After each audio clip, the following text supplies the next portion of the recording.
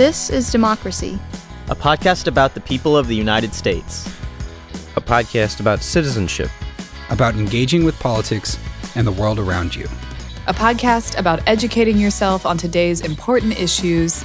And how to have a voice in what happens next. Welcome to our new episode of This is Democracy. Today we are going to discuss the protests and political upheaval in China. Today, we've had prior episodes where we have discussed the strategic dilemmas surrounding Chinese military expansion and where we've talked about other issues related to East Asian security.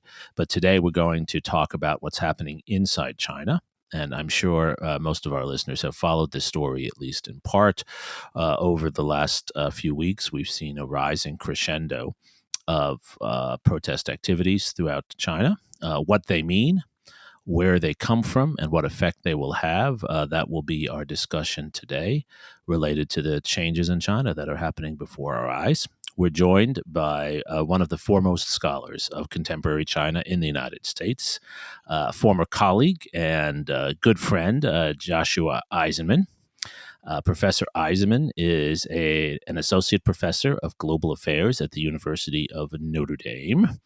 His research focuses on political economy, Chinese development, foreign relations in China, particularly China's relations with Africa, but also domestic developments in China. He's written in all the top academic journals, including World Development, the Journal of Contemporary China, Cold War History. And he's published widely in Foreign Affairs, Wall Street Journal, Foreign Policy. He's been quoted extensively in the Washington Post and the New York Times. He's one of the key authorities in the United States for think tanks, journalists, and policymakers on China. And he's written two fantastic books, and he has a third book on the way, China and Africa, A Century of Engagement, which he co-wrote with former Ambassador David Shinn. And my favorite Eisenman book, Red China's Green Revolution, which really unpacks the nature of agricultural and economic change in China over the last 30 to 40 years now. And it's a wonderful title, Red China's Green Revolution. Kind of poetic, Zachary, don't you think? Yes, very much so. Josh, thank you so much for joining us today. It's a great pleasure to be here. And the new book is coming out this or next year, is on China's relations with Africa, the political and security relationship. And that's with Ambassador David Shinn. So really excited about that one as well. But of course, your dissertation book is always your baby. So the Red China's Green Revolution is always the closest to my heart as well. So I share your poetic sentiment. Well, excellent, Josh. And we will certainly have you on and maybe Ambassador Shinn too when the new book comes out. Before we turn to our discussion of the protests in China and related political activities, Josh, we have, of course, Mr. Zachary Suri's scene-setting poem. What's the title of your poem today, Zachary? A Blank Sheet of Paper. And that, of course, refers to the blank sheets of paper that the protesters have been holding up at many of their rallies in China, correct? Yes, that's correct. Okay, let's hear it. On a blank sheet of paper, nothing is said, nothing is forgiven, and though in the raining wintry streets in our tattered coats, we may feel every gust like some sweeping force, as every movement must be some sweeping force of history, the paper does not bend, it does not tear, it is dry despite the weight of all that has not been allowed to be said. There are such moments when the whole of the great city sighs and licks its wounds and refuses to forget. There are such moments when the sounds are so silent, the streets so empty, that they seem artificial, a reminder of all our freedoms yet to be freed. There are such moments when the eyes of our people are filled so greatly with tears that all the illusions fall like curtains, and we are revealed, faces isolated in the cold window, grasping for something meaningless to believe in. On the blank sheets of paper, sheet by sheet, like candles in the fading light, nothing is said, nothing is condemned, nobody's ghost is praised. On the blank sheets of paper, nothing is written, no character submits to meaning, no words are allowed to become inhuman. On the blank sheet of paper, nothing is found, nothing but a blank indifference, nothing but a great determination. I too would like my sheet of paper to stay blank. This time I will not write verses. This time I will not sing dirges. This time I will say nothing. Say nothing until everything can be said. So you've really meditated on these blank sheets of paper here, Zachary. Why are they so meaningful to you? Well, I think they represent the real challenge that these protests pose to the regime in China, in that this blank sheet of paper is not an expression of ideology, but an expression of solidarity and compassion that isn't connected to the grand millennial history of the regime or any sort of easy political category that can be censored or cracked down upon. Mm.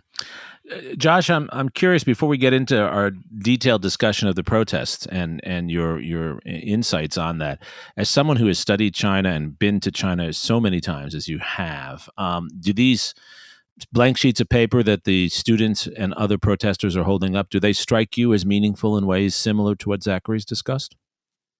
Yes, and first of all, let me say that was wonderful, Zachary. I really appreciated that. And I have a blank sheet of paper on my office door, which is, I guess, luckily or unluckily, as one would see it, right above a stairway. So many people have to walk by it, and so I have one up there. I guess one question is, with the protests dying down, and how long to keep it there. But it's been there, and there it will stay at least for now. So I do think it's a very powerful symbol. But the thing to add here, I think that's important, is that it comes from a tradition in China. I wrote an article a few years ago about a phenomenon. In Chinese, the word for China, there's a few words for it actually, and one of them actually translates as "my country," 倭国. And so you'll see, actually, sometimes even in very formal writings, people will not write 中国 or China, they'll write 我国. And sometimes in speaking, people also will say 我国, so they'll say my country. My country is inherently China.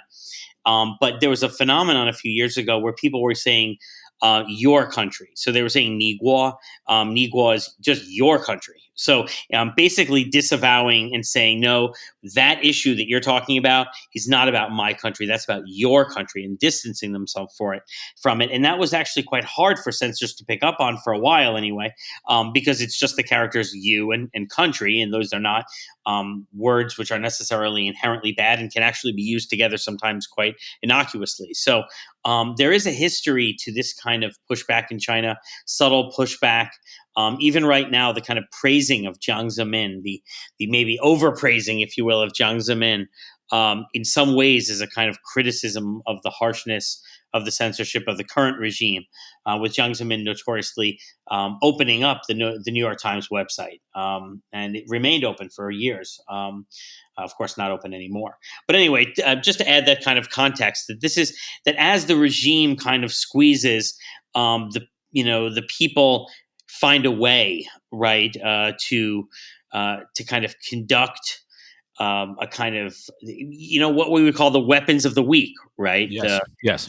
The kind of foot dragging, the rumors, the things that we see often when people don't have formal power, Right. to respond to. And this is a great one because it's kind of hard to arrest somebody for holding a piece of paper. But I did see just one last comment on this, that there was something circulating. I don't know if it's genuine or not, but apparently there was a police instruction to stop selling reams of paper to like unscrupulous characters or something.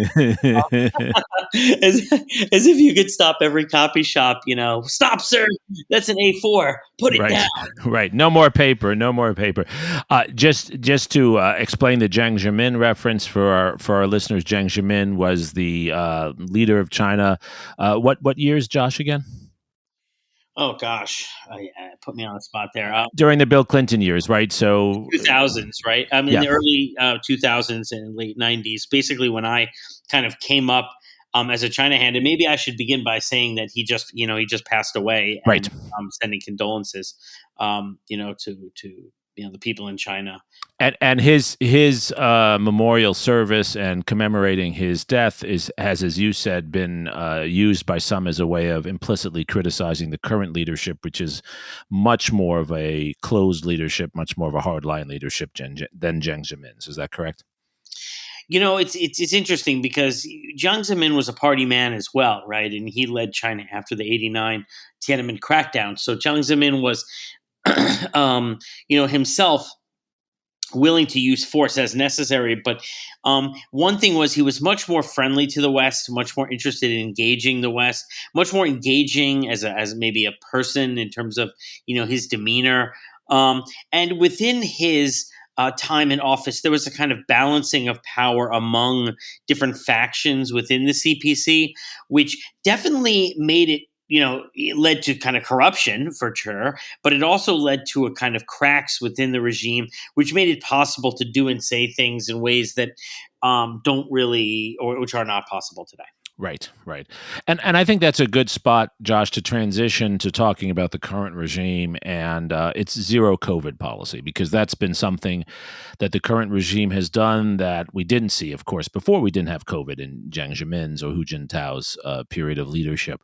But just explain, as someone who's followed this closely, what has the zero COVID policy meant in practice in China? It's a good question because it's complicated, but let me begin by saying that zero COVID enforcement has been to some degree uneven across the country because China is a very big country, and when there have been cases, it's tightened up and then loosened when it's not. So it's hard. So what I'll do is I'll describe it generally speaking, but at any one moment in any one place, things may be somewhat different, right? And right, so it's of course, keep that in mind. And then there's the idea, that there is a lot of COVID theater going on, right? I saw images of people, driving with a Jeep through the woods, disinfecting trees and disinfecting tires of cars and COVID testing a laptop. That was funny to see if the laptop had COVID, right? Things like that, which are more theater, I think, than actual help in practice in terms of the scientific effect of it all. But so let's. Zero COVID as a policy, I would say you can break it down into three aspects. The political ideology, the security aspects, and the economic aspects of it. And of course, these are kind of interlinking because they're all taking place simultaneously within Chinese society. But starting with the politics, because the Communist Party of China is a political entity, so it prioritizes politics above all else.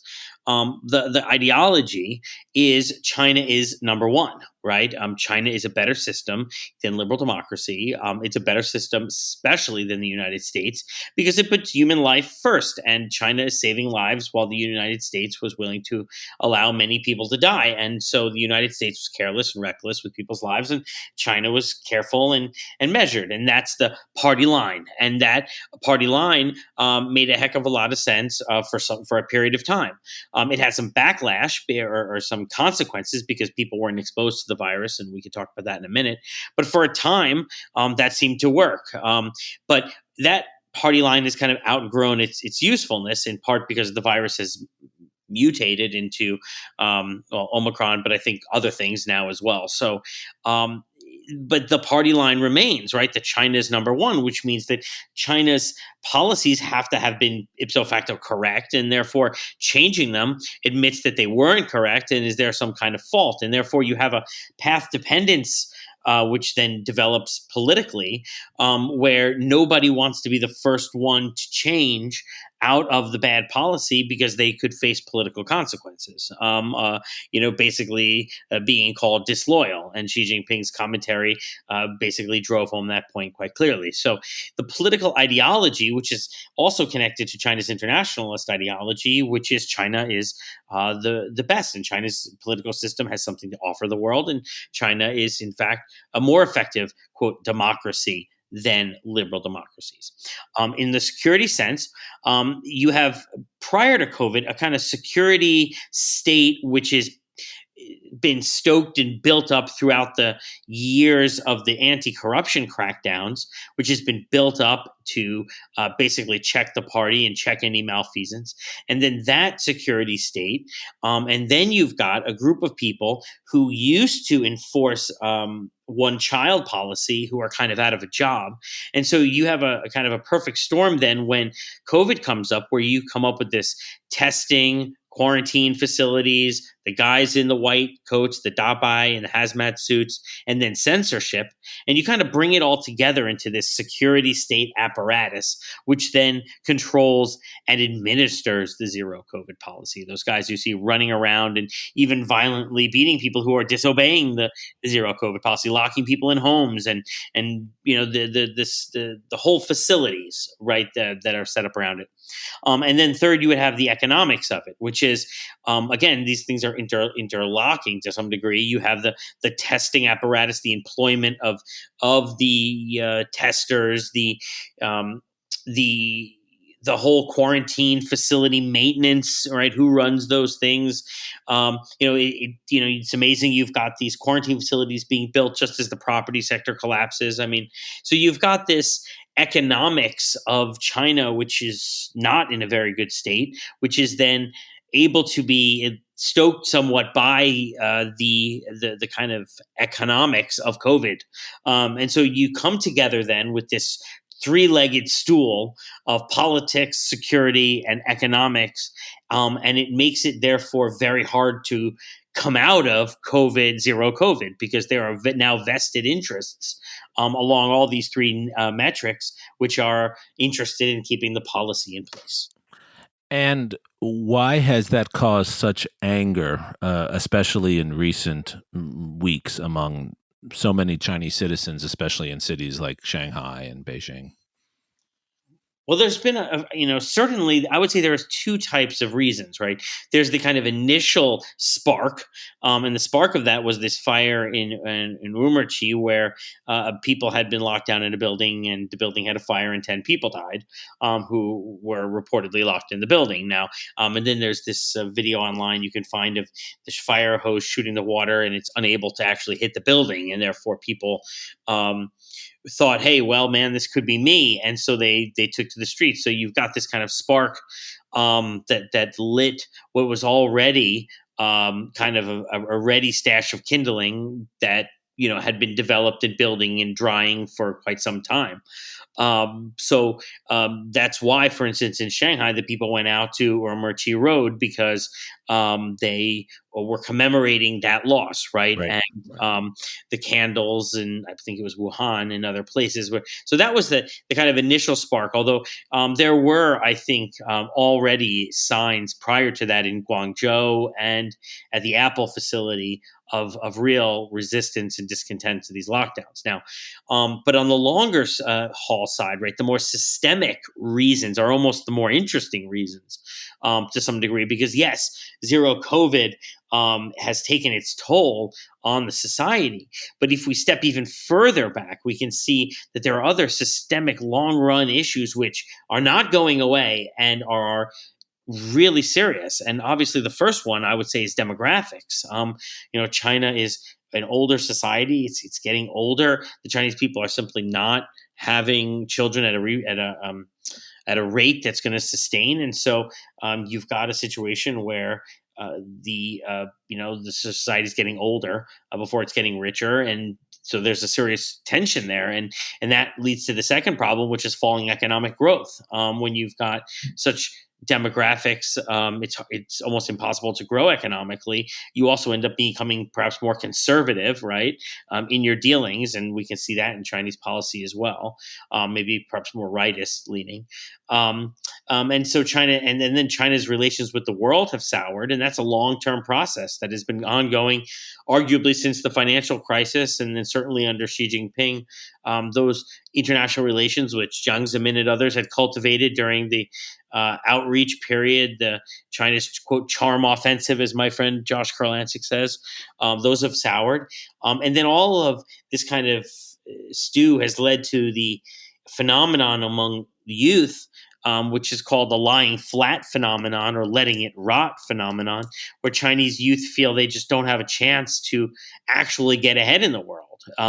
Where they thought that in the past the rapid economic growth would give them many opportunities out of college, and the opportunity to study abroad through China's international relationships was there as well. But now a lot of that is really dried up, and so with 20% youth unemployment, people are really feeling pretty down in terms of prospects. And so I would, from my vantage point here in Indiana, it seems to me that leads to a lot of discontent, and then that leads to growing censorship, where you try to push that discontent down, and then that helps to also lead to this combustible environment, which can help explain why people are willing to risk, and they did, to come out onto the streets to voice their discontent. So those are the kind of underlying issues. And then you have the kind of spark that lights these issues. And so the spark may go away, but these underlying issues are here to stay. But how coherent actually is the messaging and or the agenda of the protesters? The protesters were quoted, or a group of them, in Die Zeit on November 28th, saying, "We don't want lies, we want dignity. We don't want cultural revolution, we want reforms. We want to travel. We want to sing karaoke. We want to see Avatar in the cinema, and finally go clubbing again." How coherent is that message? Mhm. Well, as you can hear, the bar has gotten pretty low, right? If they're going to see Avatar in the theater, that's what they're looking at. But joking aside, this message is not coherent, and to some degree cannot be coherent. And it can't be coherent not because of the people, but because of the system and its censorship and the white paper, right? It's and you're dealing with a system of censorship that a few years ago, when I lived in China, could censor a message nearly immediately when it was sent, and the system has only gotten better. So the fact that people can't, or have a very hard time coordinating, is simply a fact of the system and its advanced nature, right? That you cannot kind of sleep on it, and I think that is ultimately why these things have died down, that there's been a crackdown, and that in many ways the crackdown that we've seen has been on the people who've been most willing to voice and step out there, and therefore it's not surprising. And we don't know what punishments they're going to face. I mean, my hunch is they may face up to years in jail. I mean, we'll find out at some point, but my guess is months, maybe years in jail, and then that of course puts another chilling effect. And so if the system is able to loosen up without massive COVID fatalities, and people are able to go to the movies and go clubbing again, I think that's going to give the regime a bit of a reprieve, because people had been so constrained that maybe they'll be at least temporarily satiated by just the meager ability to go out to dinner with your family without having COVID tests. However, and I want to stress this is really important, is that this COVID testing regime, where you've got the COVID colors, right, the red and the green and whatnot, all of that is tied to the security state in ways that allow it to track the movement of every citizen. And knowing what I know about the security state, I just don't know how they ever, how do you get rid of that? How do you say to the guys who control that you can no longer know where everyone else in China is at every moment, but you used to? Because I've never seen China come up with such an innovation and then walk away from it. But at the same time, would the society stand for that kind of? So I think that's one tension that I'm very interested to see play out. But to speak directly to your point, how coherent is it? It's not that coherent, and it's not that coherent because it's denied the ability to be. And so obviously, Josh, you don't expect any major political changes in China anytime soon. But what effect do you think these protests will have with a longer view, thinking in terms of months and years rather than days and weeks? It's interesting. The Communist Party of China has done such a good job squashing out the knowledge of June 4th, 1989, that I don't know. I wonder whether or not some students may have come out because they didn't know better, right? Had they known what had happened, they might have been reluctant to do so, but they didn't. So ultimately, I think we are, and Jeremy, you've heard me say this before, in a kind of Orwellian triple plus environment, such that it's almost impossible for me to imagine how you can stage a revolution under these circumstances, right? Human beings have never faced them before. They faced authoritarian and totalitarian regimes, but they've never faced one with this level of technology. And so this is a real test, right? I mean, the 3 years of not being able to leave your house. Has any society ever done that in the history of the earth? I don't think so, but you're the historian, so I'll turn to you. No, I don't think so. And I mean, most other societies did not have the institutional capabilities, just what you described so well, to actually surveil and force people to stay in their homes as the Chinese have done. Or the scientific understanding to respond to disease in such a way. Right. Yeah, I mean, and don't forget, and people aren't not going to like me saying this, right? But this kind of tracing and everything, that's what a lot of the, people, in the medical community wanted us to be doing, right? Like trace every to the ground. And I think early on, those of us who thought about it for a second were like, how the heck is that all going to work? But we were told at the beginning of COVID that we need to trace every single thing. And, that's where we had to be. So to some degree, China took that ball and ran with it, right? That we are the most scientific. We are tracing every single case, and we are ensuring that everybody is quarantined according to the scientific knowledge. And so they took that thing and went way over the top. And we didn't go far enough, arguably. Yeah.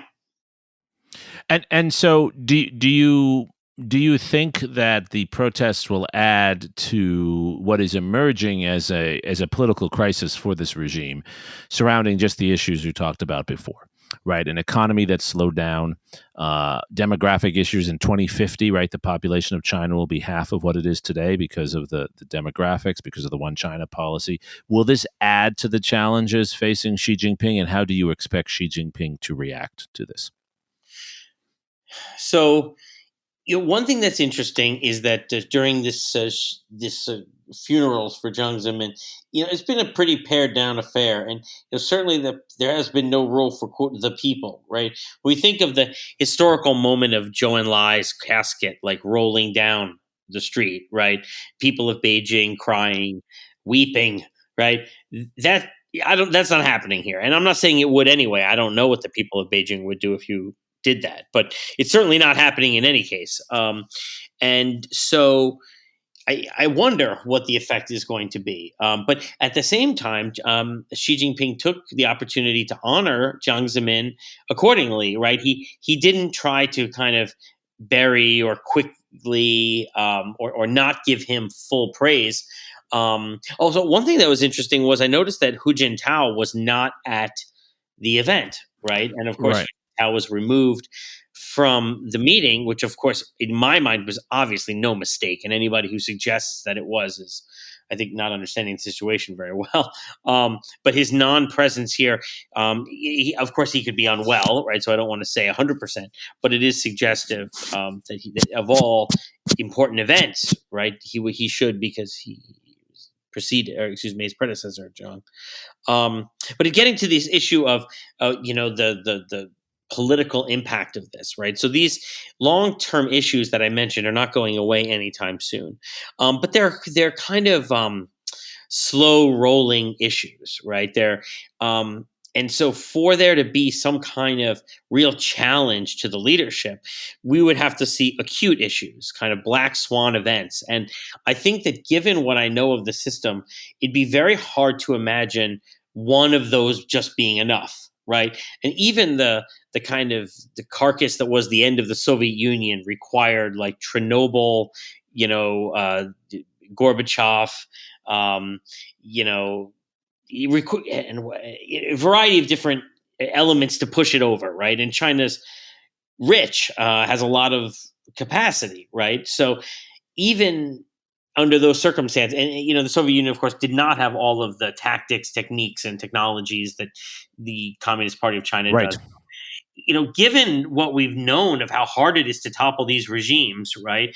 Given that had the Stasi had a chance, they would have stayed in East Germany, right? That they weren't given the chance, but they would have. It is almost impossible for me to imagine a non-bloody outcome for some kind of political change, and that would require several different black swan events occurring simultaneously. So I don't know. I'm not saying it's impossible. I'm just saying it's highly unlikely. Right, right. And many are worried that the domestic difficulties will encourage the Chinese leadership to take a more aggressive international stance on Taiwan and other issues. Do you see that happening?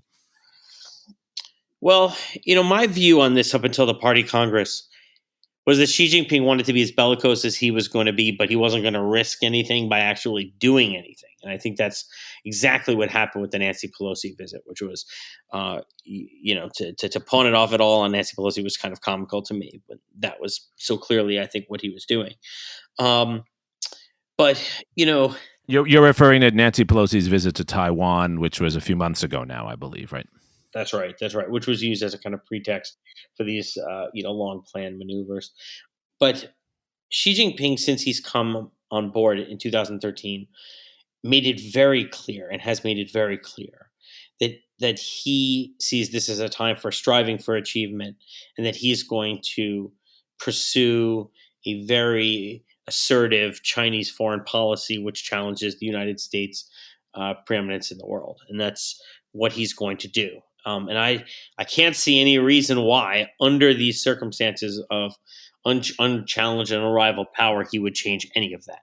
So, to me, I think we're just going to get more of the same. And that may be getting worse, right? But unfortunately, I do not see opportunities for U.S. policymakers. And that's quite unfortunate, right? Because as Americans, we would love to believe that if we cared enough and tried enough and we had the best option that we could have, we could solve the problem. But my hunch is that China doesn't really want to solve the problem, right? That part of their whole propaganda line that they sell around the world is we've got something better than America does. And so I don't see much in terms of capacity for U.S. policymakers to engage China in a meaningful way at this point, perhaps strategic patience or from a historical perspective, walking softly and carrying a big stick might be the best approach at this time. But no, I can't imagine him being necessarily more assertive, but he's already been as assertive as so. Just more of the same, I guess. Right. You don't see much change. That sounds like that's your assessment and thoughtful assessment, both internally and externally.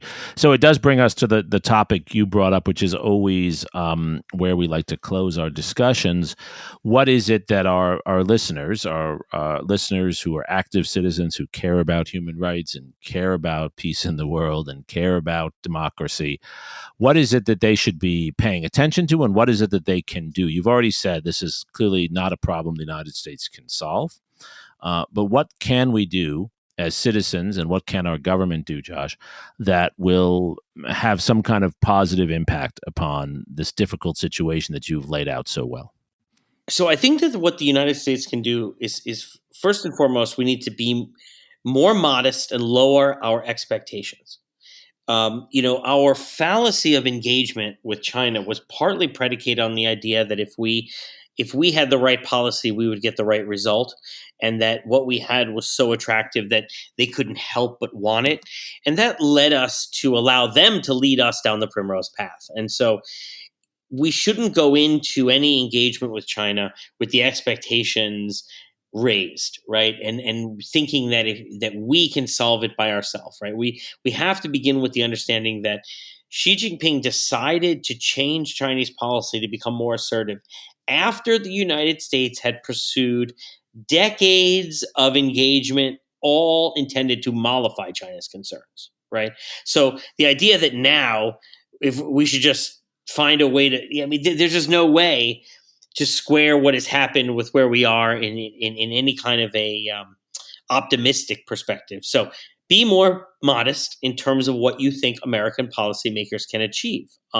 Keep your expectations low about what you think China is going to do in the world. And especially with regard to Ukraine, so much wishful thinking about, will China finally do this or that vis-a-vis Russia on Ukraine? And the answer is no. and was from the beginning when they stood together in February and said, we've got better democracies than the West, right?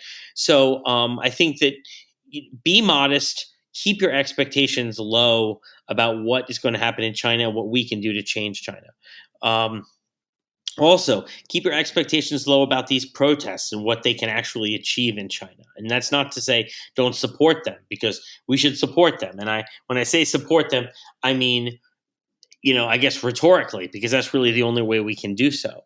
But I don't think, have the misperception that this is going to lead to change in the governance of China, at least not in the immediate or short term. Although, who knows what seeds may be planted, right? So I don't want to overstate the case, but I think that we better to be more modest in our expectations there as well. Interesting. Zachary, what do you think? I mean, Josh has offered a very sobering account of what's happening, right? Showing a high degree of sympathy and support for the protesters, for those holding up the blank sheets that you referred to in your poem, pointing to the limits and the failures of this regime in China, but also pointing, Josh does, to the elements of resilience the authorities have in controlling power and staying in power. And he's counseling for lower expectations, for a longer view. Does that resonate with you? Does that offer us a pathway forward, or does that become an excuse for doing nothing? Well, I don't want to trivialize the experience of political dissidence in China, but I think there's actually a phenomenon that I think could have a big impact on this that many Americans have experienced in recent years, which is the experience of protesting. I think the evidence shows that once you go to your first protest, you're much more likely to go to your second protest and your third protest. Of course. And I think I was listening to a report on the radio the other day of a citizen in Shanghai who went to their very first protest. And I think, to me, that the idea that someone even could think consciously about being politically engaged in a way that goes against the state, even if it never results in something tangible in the short term, has long-term effects. If that becomes an experience that is common even to a small percentage of the population, I think later down the line, if there is a black swan event, as Professor Eisenman called it, or something of the sort, that is very powerful. That's a very powerful social force. So it creates some small cracks, some hairline fractures. Exactly, in the regime. Or it gives a certain power to the individual, even in the face of a political maelstrom. Right, Josh. I think this is what you were referring to as the weapons of the weak, right? Yes, and if this is also the planting of the seeds, right? If you've got ideas, spread around the country that, hey, we can push back, then if other black swans or other issues, create opportunities, then you could see a kind of upswell through the cracks again. Maybe the metaphor is like lava coming up through the cracks of. But at this point, if the monopolies of the state are secure, it becomes very difficult because they're so efficient at shutting off these avenues. And so I do think Zachary is right that this plants the seed, right? The first time you do anything is more likely to lead to the second. And this can be somewhat intoxicating, especially if you believe that China has changed its zero COVID policies because of what you did. Now, I don't know that that's the case. In fact, I think China was kind of on its way to some loosening anyway. But at the same time, if people perceive that their actions led to the loosening, that there can be intoxicating as well, because, if you believe you have no agency and suddenly you've gained some, you may want more. The question is that agency also comes at great risk, and you may see people who were standing next to you at the protest who go to jail or prison. And it's very common in China to really do a lot of damage to one particular person in order to frighten others, right? Of course. To use that person as an example. And so there's no doubt in my mind that at least some people will be punished severely. And those people will be held up as an example, to the rest. That's almost certainly happening right now as we speak. Josh, I think, though, this echoes one of our central points week in and week out on our podcast, which is that the work of democratic change is slow. and it involves very costly sacrifices, and it's unpredictable. But nonetheless, there are ways, even in very inhospitable circumstances, as you've described in China, in ways in which the actions of individuals do plant seeds or create cracks. We don't know exactly how they will play out, but we can at least recognize that those cracks are being made, and we can be supportive from a distance. And we shouldn't, as you say, expect change overnight. Democracies are not built overnight, and who knows if China will ever have a democracy in the way we think about democracy. But change does occur. That's the rule of history, and change is slow and often happening at a level we don't recognize until something big happens, until there's a black swan event, as you said.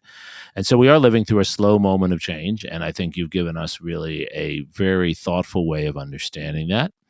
And I think the students in China, as limited as their abilities are, these protesters, they can still inspire us and maybe help us to think through our own commitment to democracy just a little more as we watch them and learn from them. There's one thing I would just add here, and you can include if you would like. If you wake up every day and predict no revolution, then you'd be right 99% of the time, but you'd also miss the revolution, right? And to that kind of end, we often hear people opining about what Chinese people know and what they don't know. And I think what we've seen shows us that we really don't know what they know and don't know, that some people know a hell of a lot more than we thought they did, and some people don't seem to know anything. And a lot of it has to do with where they're getting their information and their news and how they get it. And so it's just important to kind of be, again, more modest perhaps in suggesting that we have a really firm understanding about the kind of information ecosystem in China at this time, which seems to be increasingly difficult to evaluate from the outside perspective. Yes, very well said, Josh. And I think that's a recurring theme, right? That those who are committed to democracy have to be humble about what they know, and also humble about how well they can predict and understand the behavior of people close and people far away in both circumstances. Josh, thank you so much for joining us. I encourage all of our listeners to follow the work of Professor Joshua Eisenman, his books, his articles, and his work on China is absolutely essential for understanding what's happening in that society and in the larger international system today. So, Josh, thank you again for joining us. Well, the pleasure was all mine. And Zachary, of course, thank you for your poem about the blank sheets of paper that we will all remember and think about for a long time. And thank you most of all to our loyal listeners for joining us for this episode of This Is Democracy.